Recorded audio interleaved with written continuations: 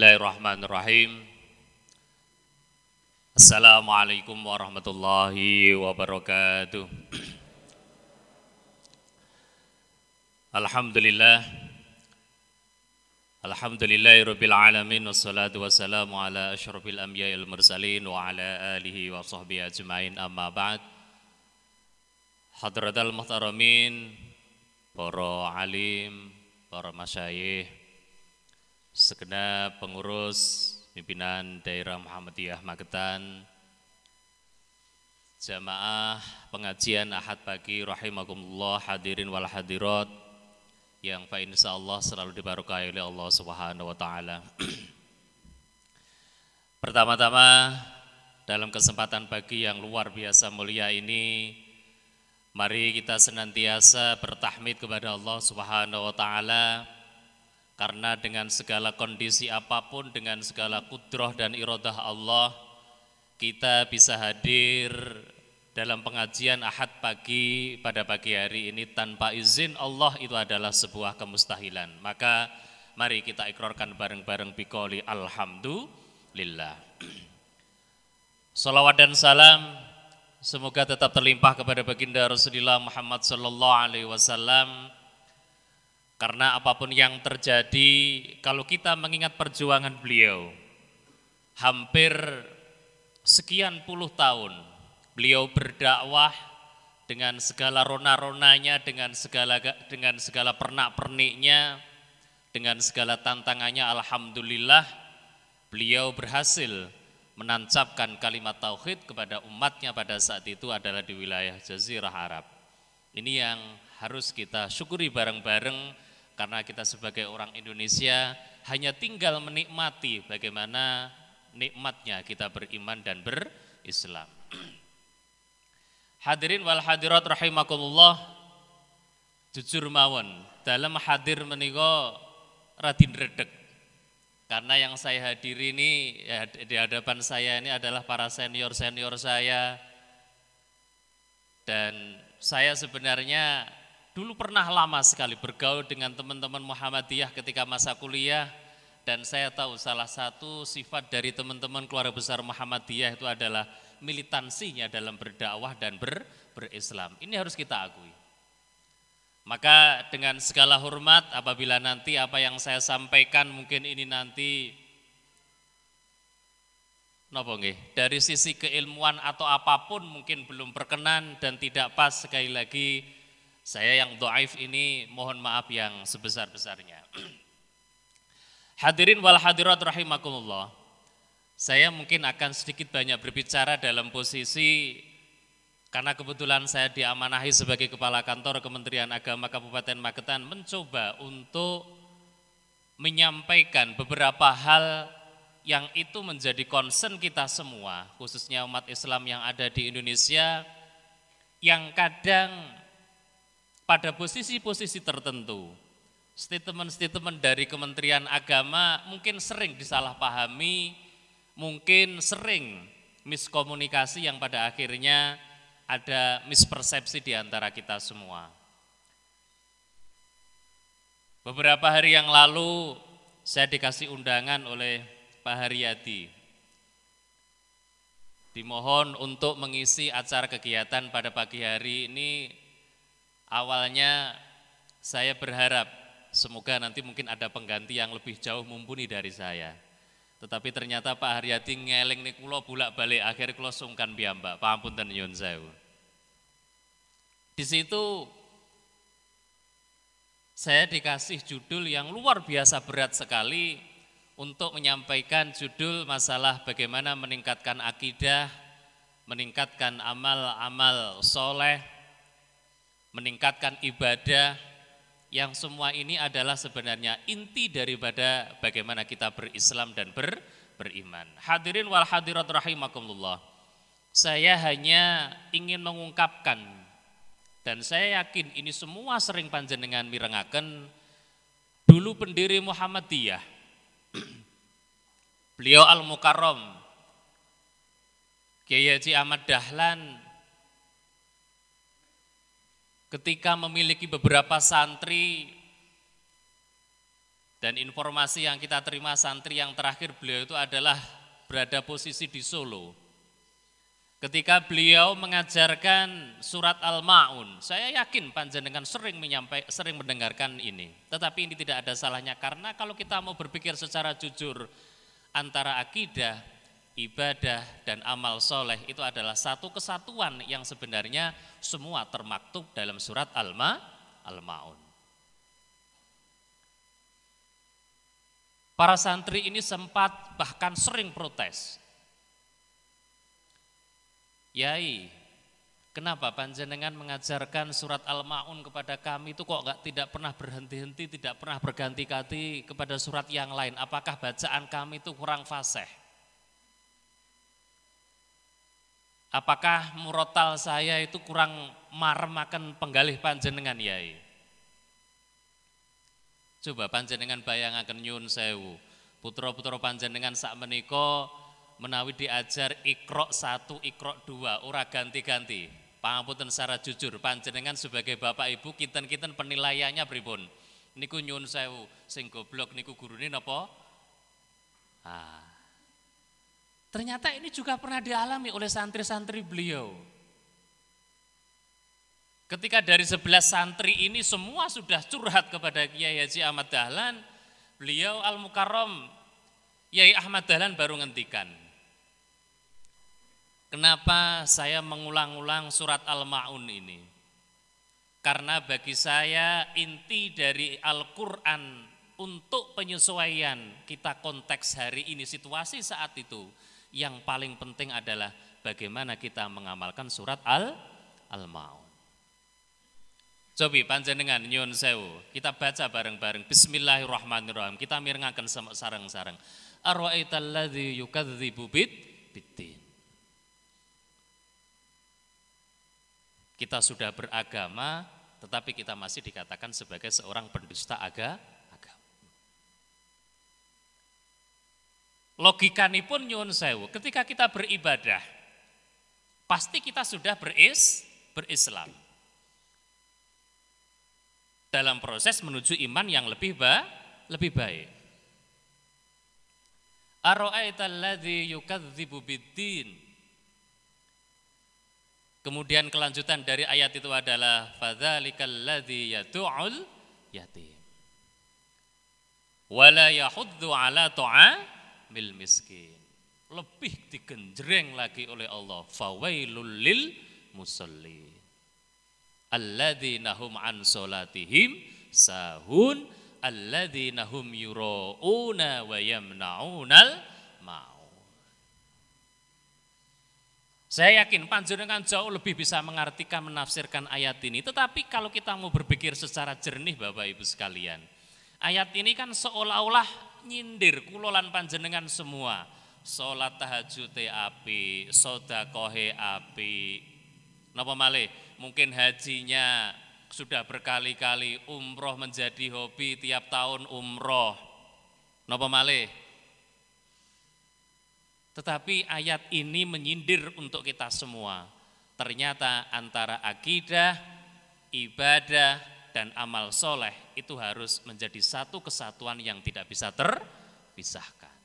Hadirin wal hadirat rahimakumullah. Saya teringat pada sebuah hadis yang ini sering menjadi rujukan bagi kita semua dalam rangka untuk mengingatkan kita masing-masing. Saat itu, kalau tidak salah peristiwa ini setelah perang Badar. Kemudian sambil layah-layah setelah Nabi melakukan sholat berjamaah dengan para sahabat, kemudian saat itu Nabi ngobrol, bertanya kepada para sahabat, atadrunal muflis? Maka para sahabat menjawab, al-muflisu man la dirhamalana. Para sahabat, konco-konco, kowe ngerti gak? Di dalam Islam yang disebut orang yang bangkrut itu siapa? Orang yang napa nggih, muflis itu ya nggih, situasi pokoknya bangkrut, rugi. Maka saat itu para sahabat menjawab, al-muflisu man la dirhamalana. Nabi yang disebut orang bangkrut, orang miskin, orang sengsara itu adalah orang-orang di antara kita semua yang tidak mempunyai dirham.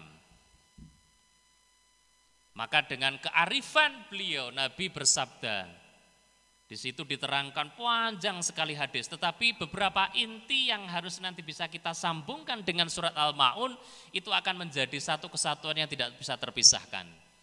Al-muflisu, beliau berkata, yang disebut dengan al-muflis itu adalah diantaranya satu, orang yang pada nanti hari kiamat datang membawa sedekahnya, membawa sholatnya, membawa semua amal perbuatan baik.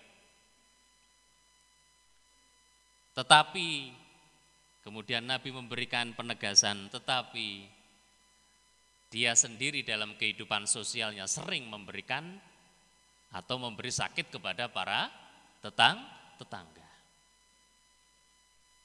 Maka para tetangga, para sahabat yang disakiti ini protes kepada Allah, ya Allah, jangan mudah engkau memasukkan si A, si Fulan itu ke surga. Sementara kita ketika sama-sama hidup di masyarakat, dia sering menyakiti saya. Sering menghina saya, sering memfitnah saya, sering membuli saya. Maka Allah mengatakan, sudahlah, ambil semua amal kebaikan, ditukar dengan pada saat dia hidup di dunia sering menyakiti tetangganya. Sampai pada hari akhirnya, sampai hisab yang terakhir, ternyata orang ini habis seluruh amal perbuatan baiknya. Maka dikembalikan lagi, maka semua yang belum tertukar antara perbuatan baik dengan dia menyakiti, maka dosa-dosanya itu dikembalikan, diberikan kepada yang bersangkutan. Na'udzubillah min dzalik. Hadirin wal hadirat rahimakumullah. Kalau kita berbicara di dalam konteks keislaman, ternyata antara soleh secara ritual dengan soleh secara sosial itu tidak bisa kita pisahkan. Pamunten nyun sewu. Saya masih teringat salah satu kiai yang hari ini sekarang sedang ngetren di kalangan YouTube dan di dunia milenial, Gus Baha. Beliau ketika membahas ayat wa minal laili fatahajjat bihi nafilatan laka asa ay yab'atsaka rabbuka maqamam mahmuda wa qur rabbi adkhilni mudkhala sidqin wa akhrijni mukhraja sidqin ila akhiril ayat. Beliau sampai menegaskan begini, Allah kita tanah jan rakaruan cerdas dan pinter. Semua amal baik kita itu bisa ditiru oleh orang-orang munafik. Pamunten, orang munafik sedekah nggih saged. Orang munafik haji nggih saged. Orang munafik umroh nggih saged. Orang munafik mendirikan masjid nggih saged. Kenapa? Karena bisa dilihat oleh orang lain. Butuh pengakuan. Tetapi ketika wa minal laili fatahajjat bihi nafilatan lak, pamunten sinten sing badhe mirsani kula lan panjenengan sedaya ketika di pertigaan malam kita bangun kemudian kita melakukan salat.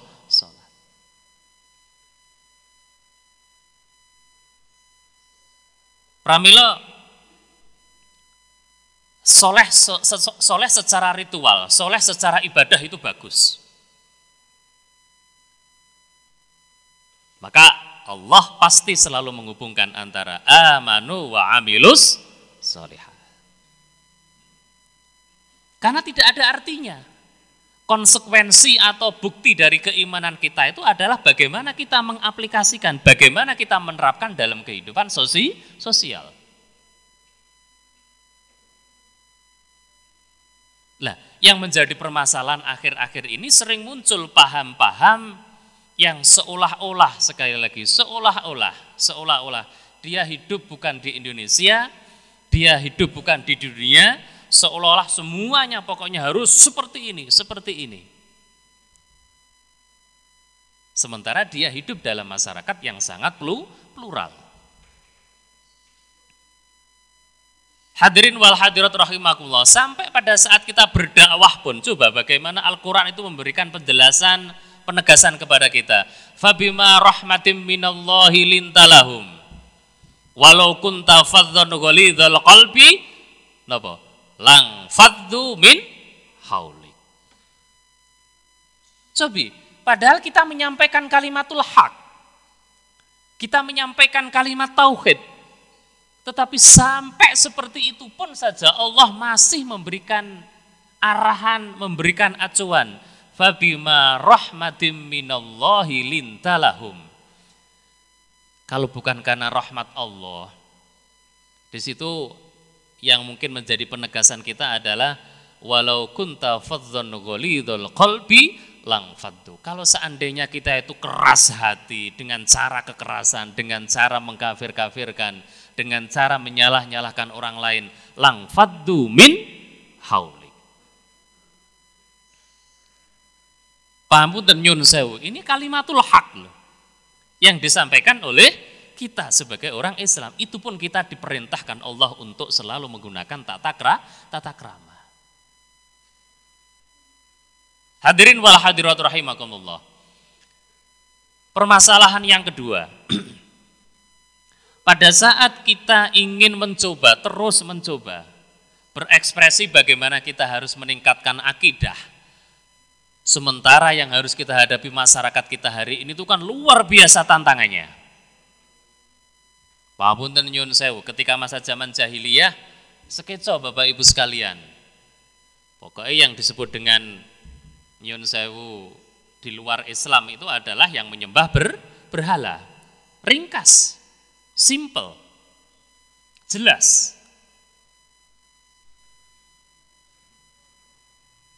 Tetapi dengan kondisi hari ini, pamunten nyun sewu, menjaga akidah kita itu jauh lebih sulit daripada zaman Nabi. Kenapa? Karena perubahan kehidupan sosial masyarakat kita yang memungkinkan, sekali lagi, kata-kata musyrik itu memang kenapa? Kadang sering kita itu ngobrol dengan teman-teman yang ahli tafsir, paham Quran. Kenapa sih Allah itu kok benci sekali dengan orang-orang yang musyrik? Padahal dosa yang lain banyak, tetapi kenapa Allah itu sampai pamunten nyun sewu, paribasane nek wong Jawa napa? Wis pokoknya petol ati sampai pati. Ora bakal memberikan ampunan. Kenapa gitu? Karena kalau kita lihat dari bahasa Arabnya musyrik itu kan syaraka, menyekutukan. Menyekutukan meniku napa? Ya bahasa kasarin pun nyun sewu niki. Pamunten. Bapak-bapak, mbah-mbah, mas-mas ini. Ternyata Allah memberikan karunia kelebihan harta kepada panjenengan semua. Punya istri satu. Ketika masih nikah muda, wis liyane seneng gak enek. Memasuki usia 45 tahun, dilalah ekonomi panjenengan itu memuncak. Wis sugih ra karo-karuan. Pamunten nyun sewu. Wong lanang normal, pikiran berikutnya napa? Monggo dijawab. Mesti kawin malih. Nggih napa mboten? Pamunten ibu-ibu nggih. Lah, ketika panjenengan coba menyun sewu, ketika panjenengan membandingkan nyun sewu, istri panjenengan dengan mungkin calon yang panjenengan akan nikahi. Nyun sewu ibu-ibu, sakniki giliran panjenengan. Kula tangkleti panjenengan jawab jujur. Jenengan gelo mangkel napa gething? Komplit kan? Nah, itu jenengan manusia. Maka wajar Allah itu mangkelnya marahnya gak karu-karuan ketika dia disirikkan dengan yang lain.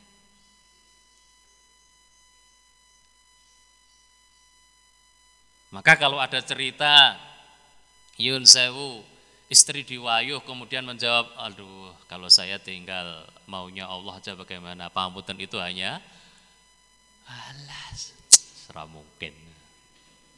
Manusiawi Bapak Ibu sekalian. Ini gambaran singkat bagaimana kita bisa memahami kenapa Allah itu Masya Allah luar biasa bencinya kepada yang namanya disebut dengan syirik. Lah coba paham dan nyun sewu. Maka pada saat Al-Mukarram Profesor Dr. Amin Rais sekitar tahun 2000-an menulis buku Tauhid Sosial. Saat itu beliau dihujat dari kanan kiri. Apa ada tauhid sosial itu? Apa ada tauhid sosial itu? Kok aneh-aneh aja. Padahal kalau kita mau jujur ketika beliau menulis buku itu sebenarnya adalah mencoba menyaring dan mengintisarikan dari surat Al-Maun. Keesaan, ketuhanan, oke, ya harus dibuktikan dalam ibadah. Ibadah oke, ya harus dibuktikan dalam amal soleh.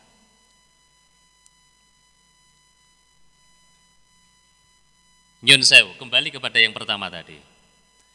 Ketika hari ini untuk mempertahankan akidah itu luar biasa sulit. Bentuk-bentuk kesirikan di sekitar kita itu luar biasa banyak.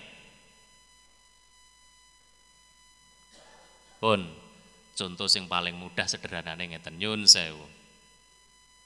Tapi Pak insyaallah kula husnudon untuk batang panjenengan. Ketika terdengar hayya 'alas shalah, hayya 'alas shalah, ditambah lagi hayya 'alal falah. Nyun sewu, pas jenengan enak-enak ndelok sinetron. Jenengan kinten-kinten jape, sik to paling kok cek pujian, nyun sewu nek teng masjid kampung. Paling cek pujian. Paling iki imame cek padha arek cek nonton TV. Allah dan sebagainya. Coba. Itu real ada di hadapan kita dan sering kita lakukan Bapak Ibu sekalian. Belum lagi nyun sewu. Ketika kita mempertahankan kemurnian dari kalimat tauhid. Pangapunten nyun sewu sepindah malih. Kula bari tangklet yang hadir di kesempatan pada pagi hari ini siapa yang tidak punya HP? Pertanyaannya kan bukan siapa yang tidak punya HP. Yang betul adalah mereknya HP apa? Ini menjadi permasalahan kita semua Bapak Ibu sekalian. Kita bukan melarang fungsi dari HP tetapi kadang kita nyun sewu. Karena kita sibuk dengan HP itulah kadang sering kita melupakan eksistensi dan keberadaan kita sendiri. Kita seolah-olah diatur yang namanya handphone 24 jam. Pamunten nyun sewu jujur mawon. Ibu-ibu niki biasane. Panjenengan nyun sewu umpami ditakdirkan oleh Allah. Dibangunkan tengah malam untuk melakukan sholat tahajud. Kinten-kinten tangi pertama mak geriak gitu kira-kira yang pertama kali panjenengan lakukan nopo? Mesti WA sangka sapa ya? Pasti. Coba.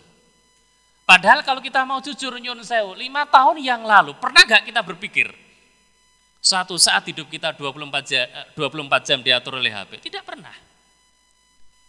Itulah kekuatan teknologi yang kadang mohon maaf dengan segala hormat. Kadang kita bukan bisa menundukkan HP tetapi justru kita ditundukkan oleh teknologi.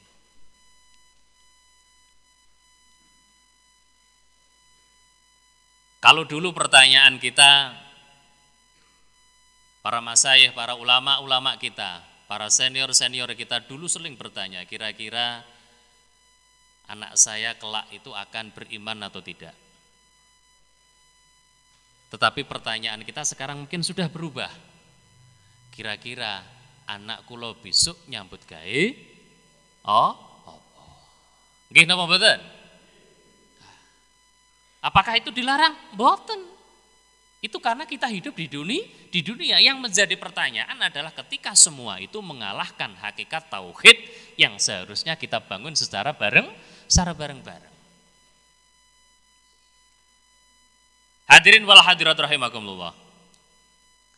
Yang kedua, salah satu upaya kita juga dalam rangka meningkatkan kualitas tauhid atau akidah kita adalah sederhana.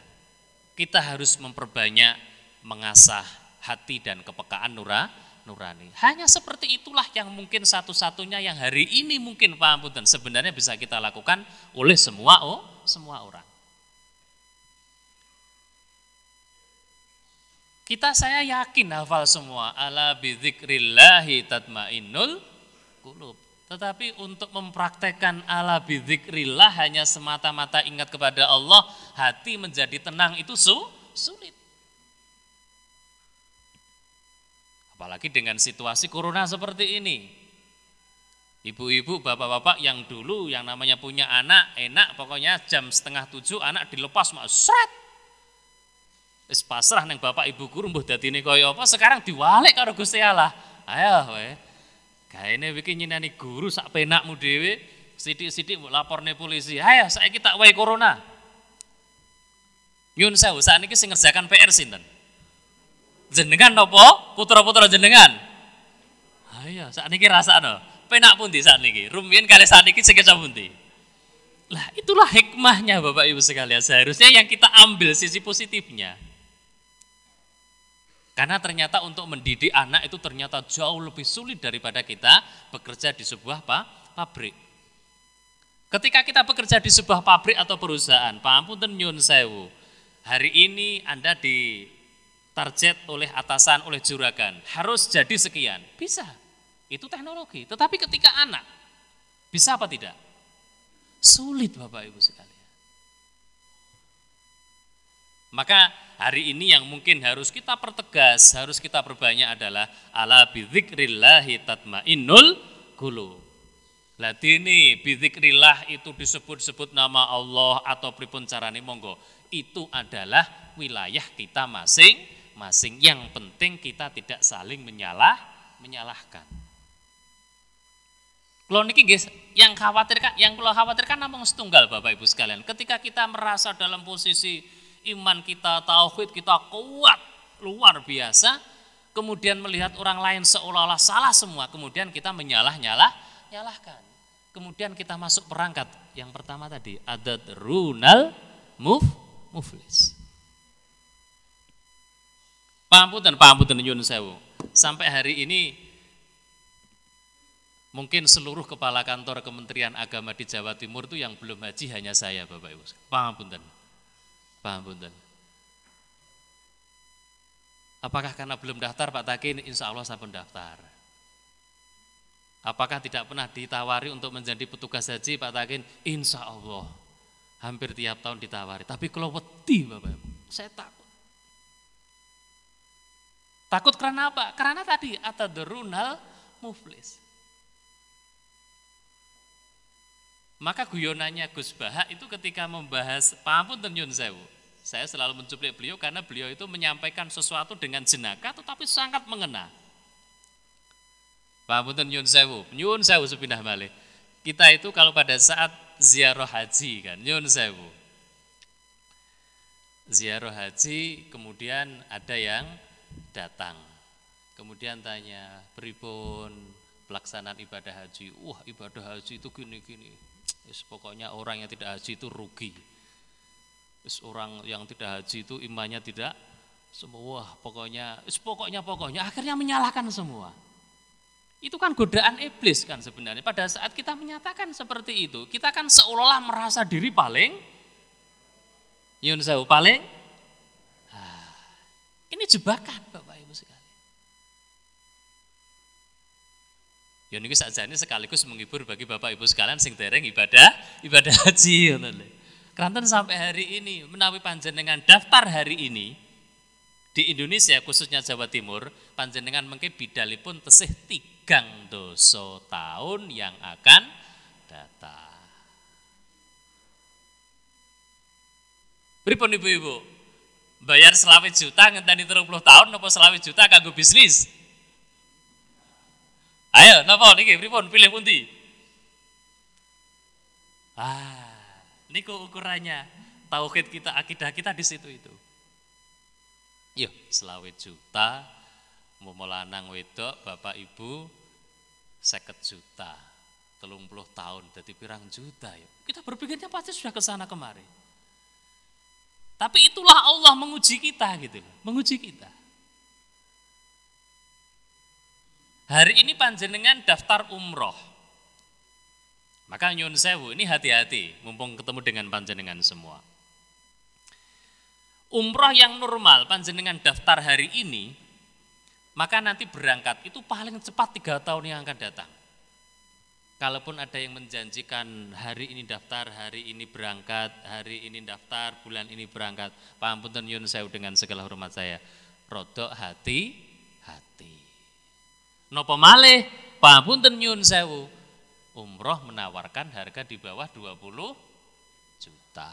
Pun teng mriko siap-siap soro njaba jero. Iso-iso ora balik nang Indonesia. Ini harus kita hati-hati. Pramila kalau wingi ada tamu yang datang ke saya. Napa to Pak Takin? Wong ibadah kok diwatesi dilarang. Wong arek haji kok ndadak kon ngenteni 30 tahun. Niki pertanyaannya jane penak tapi jawabnya mau wangkel nih ya. Dikira negara niki negarane buahe ngoten mboten niku. Ya tapi inilah aturan Bapak Ibu sekalian, mekanisme yang harus kita lalui bareng-bareng. Kalau terangaken sing penting panjenengan Pak, ketika panjenengan sudah daftar haji, insya Allah Allah sudah mencatat pahala panjenengan itu sama dengan haji. Napa malih ketika panjenengan menunggu dengan ikhlas, insya Allah itu jauh lebih berharga daripada ketika panjenengan daftar, kemudian ngresula ngrutu kok ora budal. Wis atine ora tentrem, ora jenjem, nyatane ya ora budal. Ya, rugi pun 2 kali to. Wis entek duit 20 juta, ngenteni wis ora ikhlas, ngrasani maido. Dosane wis pinten niku, Dok? Hadirin wal hadirat rahimakumullah. Kemudian bagaimana akidah kita, keyakinan kita itu mungkin bisa berdampak untuk peningkatan amal soleh kita. Sederhana Bapak Ibu sekalian. Yang harus kita pahami dan harus kita dudukkan adalah bagaimana ketika Allah Subhanahu wa taala itu memberikan kesempatan kepada kita semua sebagai orang Islam. Antara Islam, iman dengan ihsan itu adalah satu kesatuan yang tidak bisa terpisahkan. Panjenengan Islam hari ini oke. KTP Islam, pakaian Muslim, identitas yang lain meyakinkan. Tetapi ketika ini kemudian panjenengan potong, tidak beriman, tidak berihsan, nggih mboten wonten artinipun. Inti daripada ihsan itu napa sih? Inti daripada ihsan itu adalah bagaimana panjenengan kula lan sedaya menika beramal sesuai dengan tuntunan agama yang kita yakini. Dalam hal ini agama Islam. Anta budallah ka'annaka tarah wa illam tarah fa innahu yarak. Sederhananya di situ.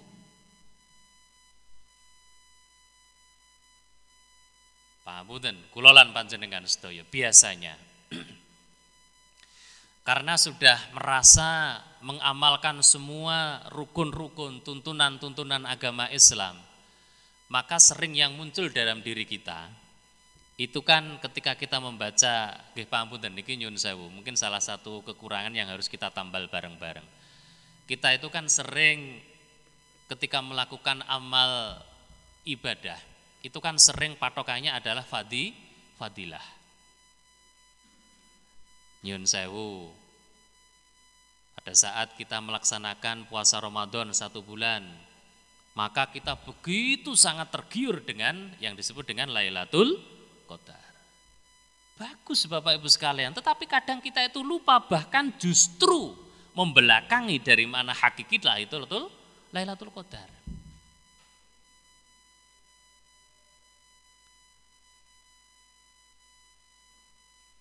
Kita semua pada saat melaksanakan ibadah haji, maka yang sering kita sebut-sebut adalah sholat 1 rakaat di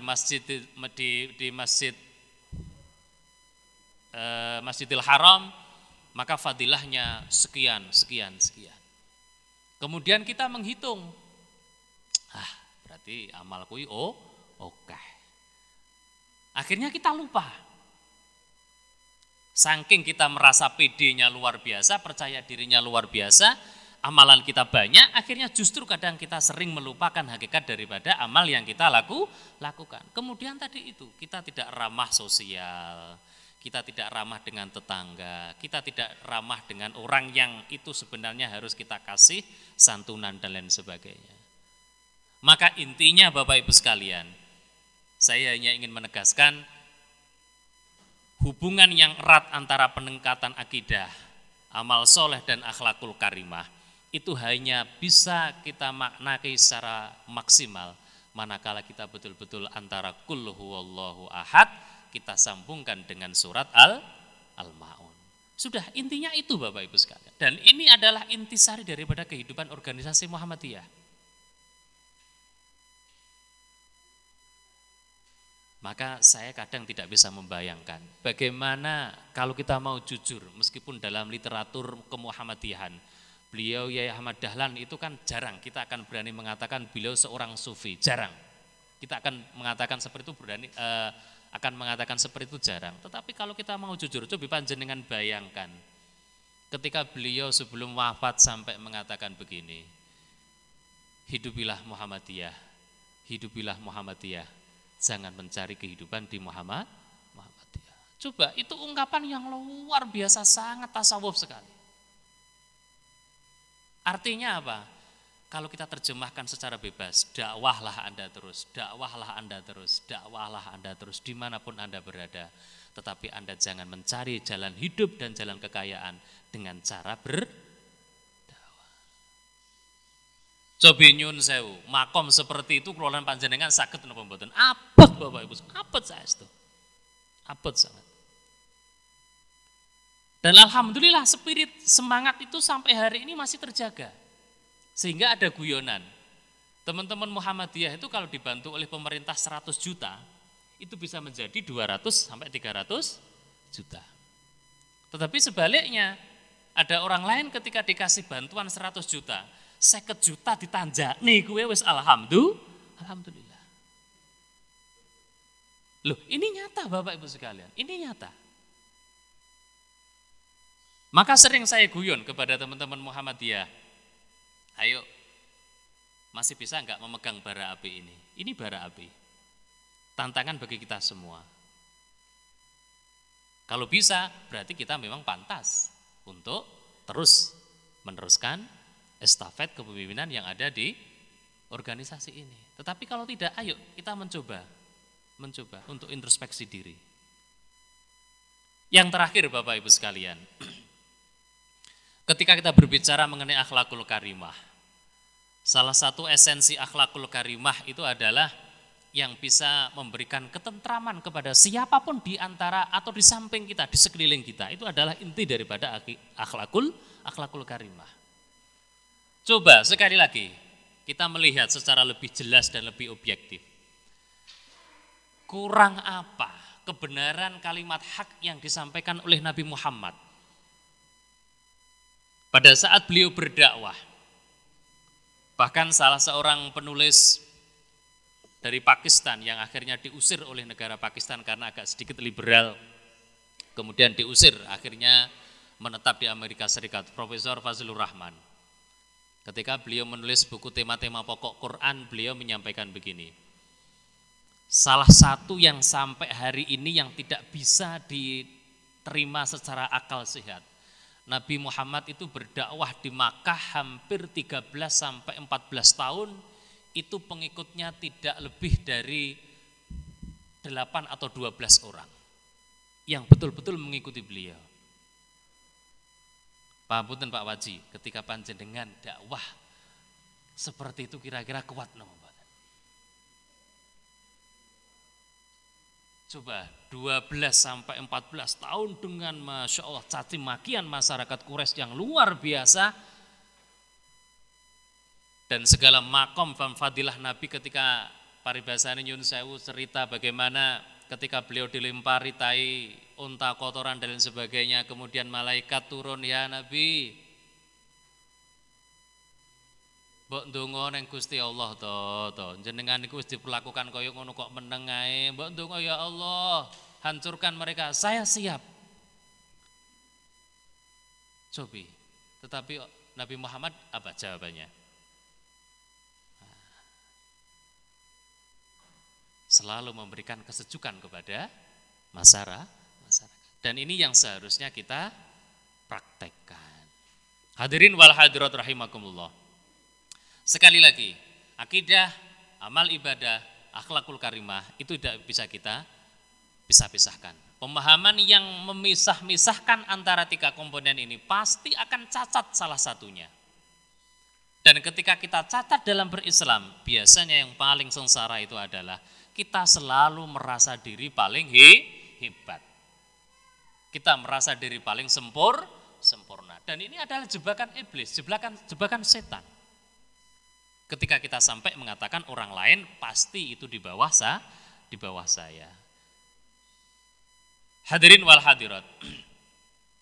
Sebagai penutup, saya hanya ingin menyampaikan sebuah ayat Al-Quran yang mungkin ini menjadi renungan bagi kita semua. Semoga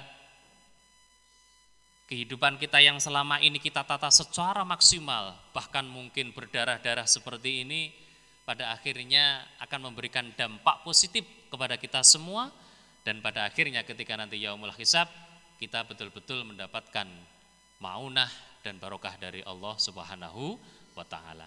Ayat itu sebenarnya sangat sederhana dan mungkin sering kita baca.